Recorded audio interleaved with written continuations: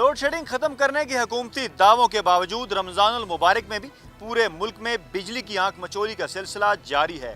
اس پر ارکان پارلیمنٹ کی کیا رائے ہے، آئیے جانتے ہیں۔ آج بھی پارلیمنٹ میں، ایوانوں میں جو اس طرح لوڈ شیڈنگ ہو رہی ہے جو شاید ہم نے کبھی نہیں دیکھی۔ ابھی ہم لوگ آئے ہیں تو ہماری لاجز میں بھی لائٹ نہیں تھی۔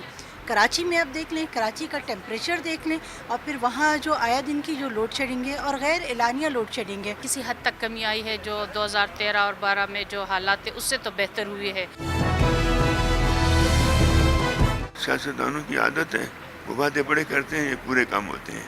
وہ زیادہ اپنی بساط سے زیادہ وعدے کر لیتے ہیں نا۔ صحیح معنی میں انہوں نے عوام سے جھوٹ بولا کہ ہم لوڈ شیڈنگ ختم کر رہے ہیں 6 مہینے میں، 4 مہینے میں، پورے 5 سال ہو گئے۔ فیکٹ یہ ہے کہ یہ اسی جگہ پہ کھڑے ہیں جہاں پہ یہ آج سے 5 سال کھڑے تھے۔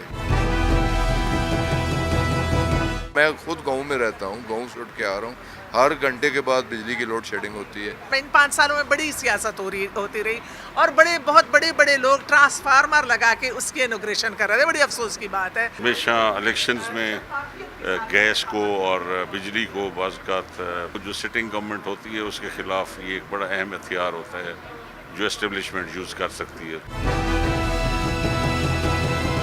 ارکان پارلیمنٹ کا کہنا ہے کہ تمام تر حکومتی دعووں کے باوجود ملک سے بجلی کی لوڈ شیڈنگ ختم نہ ہو سکی، جس کا خمیازہ عام انتخابات میں حکمران جماعت کو بھگتنا پڑ سکتا ہے۔